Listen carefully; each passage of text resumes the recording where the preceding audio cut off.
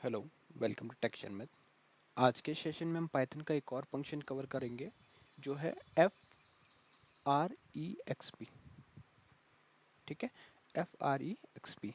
तो ये क्या करता है, ये इसका मीनिंग हुआ कि जब भी हमारे को किसी नंबर का, जैसे हमने जो भी नंबर एज ए आर्ग्यूमेंट इस फंक्शन को प्रोवाइड किया, उसका एक्सपोनेंट और फ्रैक्शन फ्रैक्शन और एक्सपोनेंट अगर हमारे को उसको रिट्रीव करना है तो उस केस के लिए हम यूज़ करेंगे F R E x P. ठीक है, तो ये क्या रिटर्न करेगा, फ्रैक्शन रिटर्न करेगा और एक्सपोनेंट रिटर्न करेगा। किस टर्म में, फ्लोटिंग पॉइंट टर्म्स में। ठीक है, तो इसके लिए मैंने यहाँ पे कुछ सिनेरियोज नोट डाउन किए हुए हैं, वन बाय वन हम सबको समझेंगे। और ये फंक्शन भी कौन सा मॉड्यूल के साथ आता है, ये मॉड्यूल आता है इम्पोर्ट के साथ। इम्पोर्ट करना है आपको इसके लिए मॉड्यूल मैथ। ठीक है, तो मैथ मॉड्यूल के साथ में ही ये फंक्शन हमारे को मिलता है।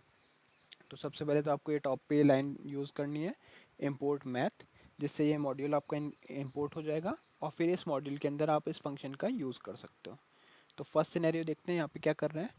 फर्स्ट सिनेरियो में सिंटेक्स सिंपल है, आपको लिखना है math dot F R E x P 10.0। ठीक है, मैंने एक वैल्यू प्रोवाइड किया। अब जब हम इस लाइन को एग्जीक्यूट करेंगे तो ये क्या करेगा, इसको as a tuple output return करेगा। ठीक है, उस टपल में क्या वैल्यूज आएंगी, पहला आएगा इसका फ्रैक्शन और दूसरा आएगा एक्सपोनेंट।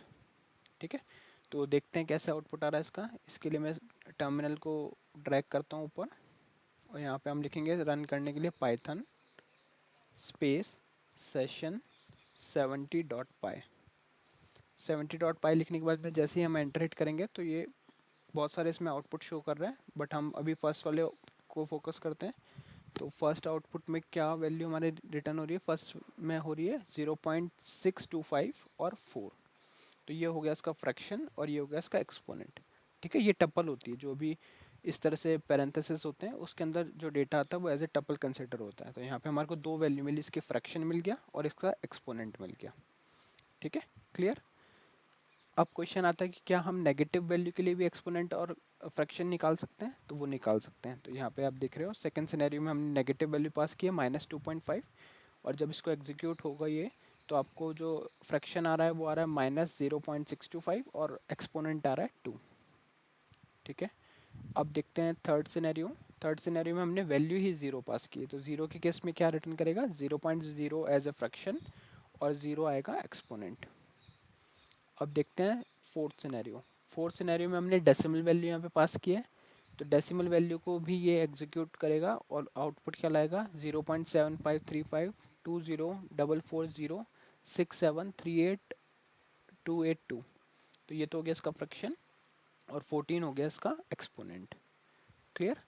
अब देखते हैं नेक्स्ट पोर्शन। नेक्स्ट पोर्शन है फिफ्थ सिनेरियो। फिफ्थ सिनेरियो में हम क्या कर रहे हैं, मैथ.एफ आर ई एक्स पी, और यहाँ पे हमने वैल्यू के पास करी है 0.125। तो जब इस 0.125 का हम डिवाइड करेंगे एक्सप्रेशन में, फ्रैक्शन में और एक्सपोनेंट में, तो इसका आउटपुट क्या आ रहा है हमारे पास, 0.5 और -2। वैसे ही सिक्स सिनेरियो में हमने वैल्यू पास करी 0.6, तो उसका फ्रैक्शन आया 0.6 और एक्सपोनेंट आया 0। और लास्ट वाले सिनेरियो में हमने पास किया वैल्यू 0.001। तो जब इसको एग्जीक्यूट होगा ये लाइन, तो यहाँ पे आउटपुट आएगा 0.512 और -9। ठीक है, तो इसमें मेनली पर्पस यही है कि जब भी आपके पास कोई वैल्यूज़ है उनका आपको फ्रैक्शन और एक्सपोनेंट कवर करना है, उसका फ्रैक्शन और एक्सपोनेंट निकालना है, तो उस केस में आप इस F R E x P function का यूज़ कर सकते हो। ठीक है, तो आई होप ये सेशन आपको क्लियर हुआ होगा। नेक्स्ट सेशन में बाकी टॉपिक डिस्कस करेंगे। So thank you for watching texture में।